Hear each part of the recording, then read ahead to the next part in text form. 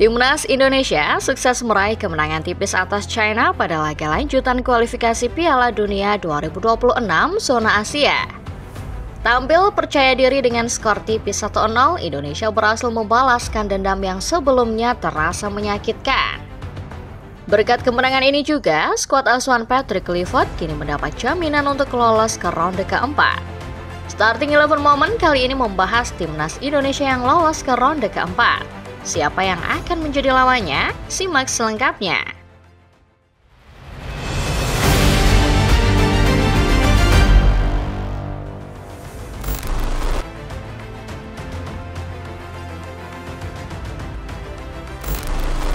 Timnas Indonesia sukses menumbangkan China dalam laga lanjutan kualifikasi Piala Dunia 2026 zona Asia. Bermain di hadapan puluhan ribu supporter di Stadion Gelora Bung Karno, skuad Garuda tampil dengan percaya diri dan disiplin taktik yang luar biasa. Kemenangan ini menjadi bukti nyata peningkatan kualitas permainan yang dibawa oleh pelatih baru serta kerja keras para pemain di atas lapangan. Hasil ini juga menambah rasa optimisme bahwa Indonesia memiliki peluang besar untuk melangkah lebih jauh di kualifikasi kali ini. Selain itu, laga ini juga memiliki makna khusus karena menjadi ajang pembalasan kekalahan yang pernah dialami Timnas Indonesia di pertemuan sebelumnya dengan China. Kala itu, skuad Garuda yang masih ditangani oleh Sintayong harus menerima kekalahan 2-1 setelah sebelumnya diprediksi menang. Bermain di kandang lawan, Indonesia kesulitan menampilkan permainan terbaiknya dan harus mengakui keunggulan The Dragon Team. Kekalahan sebelumnya juga tidak bisa dilepaskan dari keputusan kontroversial yang diambil oleh Sintayong. Dalam laga tersebut, sang pelatih asal Korea Selatan mencoba menerapkan eksperimen taktik dengan formasi yang tidak lazim. Tujuannya adalah untuk melihat fleksibilitas pemain dan mencoba opsi baru.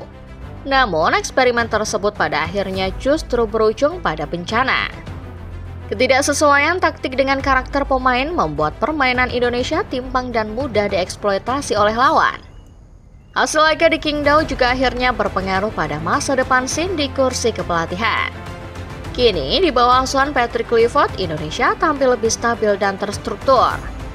Ex-striker legendaris Belanda tersebut mampu membangun komposisi tim yang solid dan efektif dalam bermain. Gol kemenangan Indonesia atas China datang dari titik putih setelah eksekusi penalti yang tenang dan matang dari Oli Romeni berhasil membawa Indonesia unggul.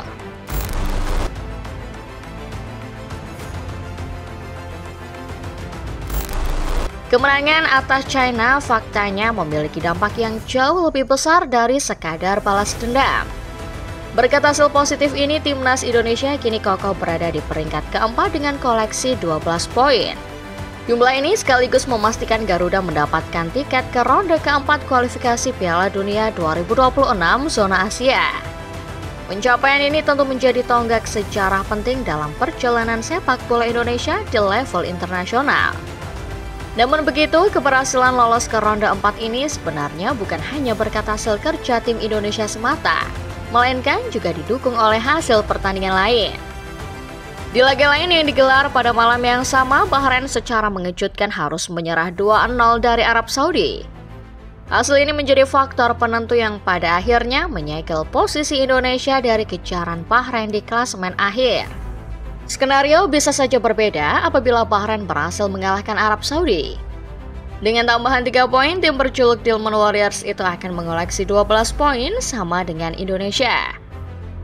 Mengingat laga terakhir mereka melawan China yang di atas kertas bisa mereka menangkan, Bahrain sangat mungkin menutup fase ini dengan 15 poin.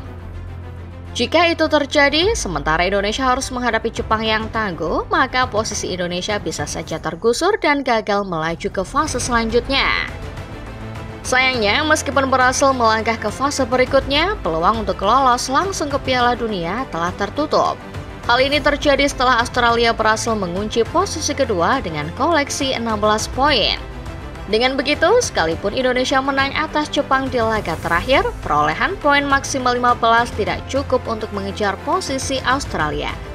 Ronde keempat menjadi satu-satunya jalur tersisa bagi Garuda untuk mewujudkan mimpi tampil di Piala Dunia.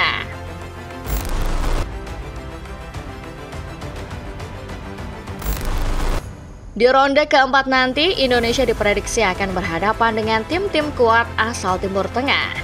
Format kompetisi akan mempertemukan peringkat ketiga dan keempat dari setiap grup di ronde ketiga membentuk dua grup baru. Artinya Indonesia akan ditempatkan dalam satu grup bersama perwakilan dari grup lain yang juga berada di posisi serupa. Prediksi menunjukkan bahwa Arab Saudi kemungkinan besar akan menjadi pendamping Indonesia menjadi perwakilan grup C. Tergantung pada hasil pertandingan terakhir mereka melawan Australia. Australia saat ini percaya diri di posisi kedua dengan 16 poin dan selisih gol mencapai 14. Sementara Arab Saudi tertinggal dengan 13 poin dan hanya mencetak 6 gol. Dengan statistik tersebut, Arab tidak hanya harus menang atas Australia, namun juga harus mencetak setidaknya 7 gol untuk mengungguli selisih gol. Situasi ini secara matematis masih mungkin. Namun, dalam realitas pertandingan sangat sulit terjadi. Karena itu, besar kemungkinan Arab Saudi akan tetap berada di posisi ketiga dan akan menjadi lawan yang mungkin dihindari oleh Indonesia di ronde keempat, karena sudah berada dalam satu grup sebelumnya. Selain Arab Saudi, tim-tim kuat dari grup A dan B juga menanti. Qatar dan Uni Emirat Arab kemungkinan akan menjadi wakil dari grup A.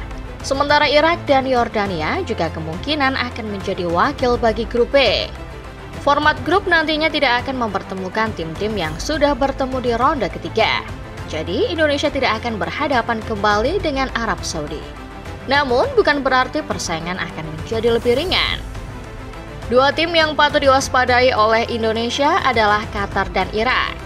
Dari segi sejarah pertemuan, Irak telah menjadi lawan yang sangat merepotkan bagi kita. Dalam total 14 pertemuan sebelumnya, Indonesia hanya berhasil menang 2 kali, 3 kali imbang dan menelan 8 kekalahan. 3 laga terakhir bahkan semuanya dimenangkan oleh Irak dengan skor telak. Qatar di sisi lain juga bukan lawan yang ringan. Dalam 9 pertemuan terakhir, Garuda hanya menang sekali, sementara 5 kali kalah dan 3 kali imbang. Qatar juga berstatus juara Piala Asia 2023 dan mulai bertumbuh menjadi kekuatan menakutkan sepak bola.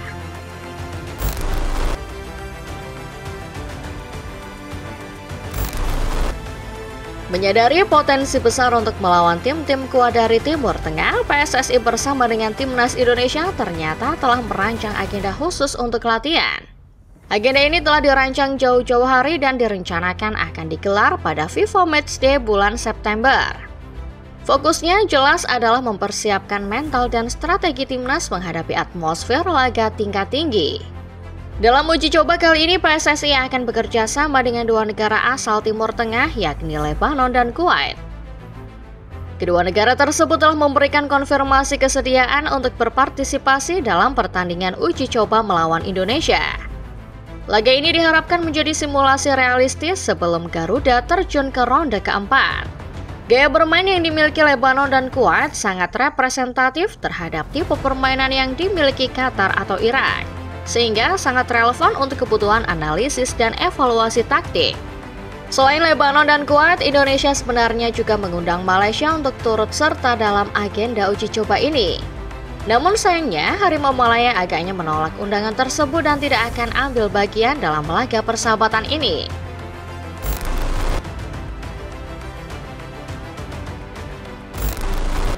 Meski menunjukkan grafik peningkatan yang signifikan, Timnas Indonesia tetap memiliki beberapa kekurangan yang perlu segera dibenahi.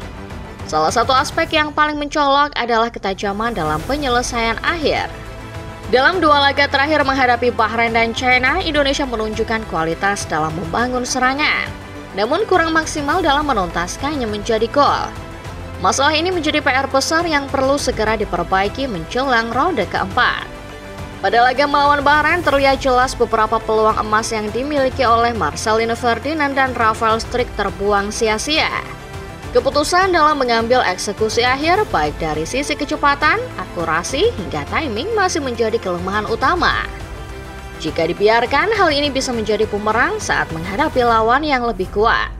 Selain finishing, lini tengah Indonesia juga perlu mendapatkan perhatian khusus. Gelandang-gelandang yang ada saat ini cenderung kehilangan kontrol permainan di momen-momen krusial.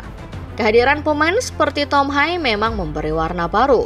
Namun, opsi pengatur tempo lainnya masih sangat terbatas. Ketergantungan pada satu pemain membuat Indonesia mudah ditekan ketika Hai dijaga ketat atau kelelahan. Dengan membenahi kelemahan-kelemahan tersebut, timnas Indonesia akan memiliki peluang lebih besar untuk bersaing di ronde keempat. Konsistensi, efisiensi, dan disiplin taktik harus menjadi fokus utama. Peluang lolos ke Piala Dunia tidak lagi mustahil, selama setiap elemen dalam tim mampu berkembang dan belajar dari setiap pertandingan yang telah dilalui. Demikian Football Lovers pembahasan mengenai timnas Indonesia yang sukses lolos ke ronde keempat. Bagaimana menurut kalian? Bisakah kita lolos dari ronde keempat kali ini? Coba tulis pendapat kalian di kolom komentar. Jangan lupa untuk selalu tekan tombol like dan subscribe kalau kamu suka videonya. Share ke teman-teman kamu biar mereka juga nggak ketinggalan info-info menarik lainnya seputar dunia sepak bola dari channel Starting 11 Moment. Terima kasih sudah menonton dan sampai jumpa di video selanjutnya.